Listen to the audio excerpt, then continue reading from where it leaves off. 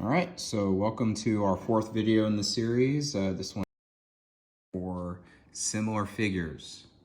So two things to keep in mind with similar figures is that they have congruent angles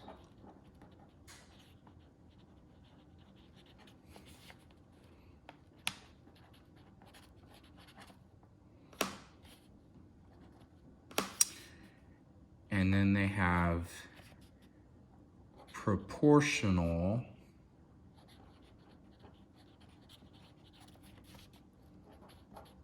sides.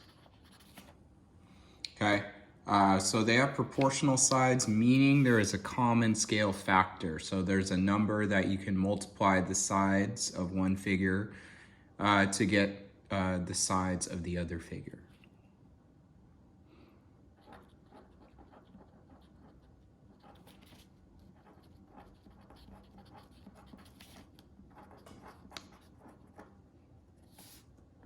Okay. So let's look at a couple examples here. So first one is example 1.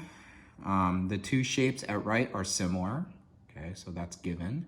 Find the value of x. Okay.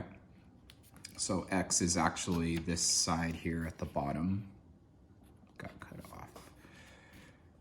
All right, so remember when we have similar figures and we want to find a missing side, we set up a proportion with the corresponding sides. Now I have a lot of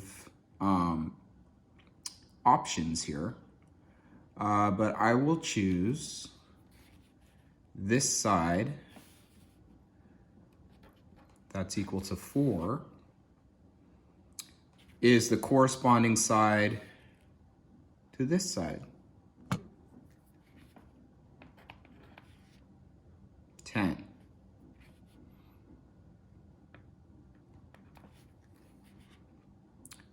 Okay, now we see the bottom here is 10,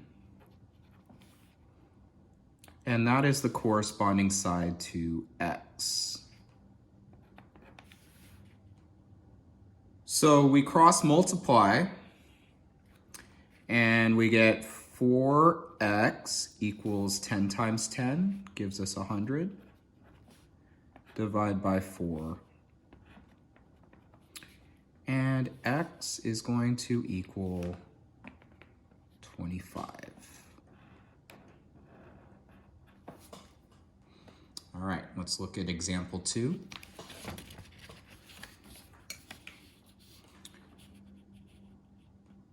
So in example 2, we're dealing with triangles, and it says to examine the triangles at right and solve for y. Now notice that the similarity was not given to us. However, we see that we have 3 pairs of congruent angles, and thinking back to the conditions for similarity, remember one of them was angle. You just have to show that you have 2 pairs of congruent angles. In this case, we have 3. So these 2 triangles are similar by angle similarity. Okay, so now we can do the first, what we did in the first example. So we're going to set up a pair of proportions. So we'll start with this triangle here, y plus 5. So y plus 5. And now we have to find the corresponding side in the smaller triangle, and that is 5.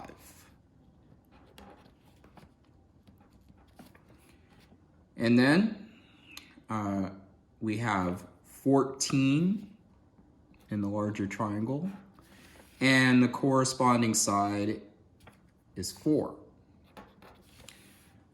So now, again, we're going to cross multiply. Now be careful when we cross multiply here because we're going to have to use distributive property.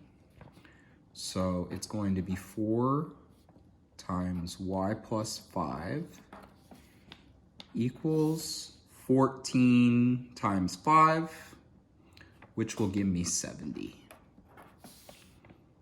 Okay, so now we're going to distribute the 4. So we get 4y plus 20 equals 70. Subtract 20 from both sides.